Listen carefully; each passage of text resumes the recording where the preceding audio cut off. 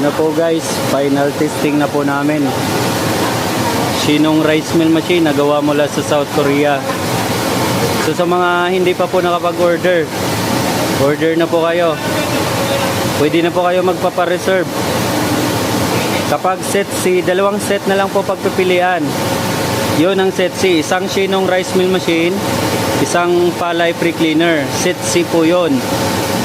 Ang set D naman po, isang Shinong rice mill machine, isang palay pre-cleaner, at isang rice sorting machine.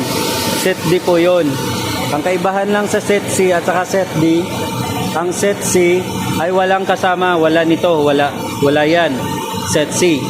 Ang set D may kasama niyan. Yun lang po ang kaibahan. Sa electric consumption is 3.3 kilowatts per hour.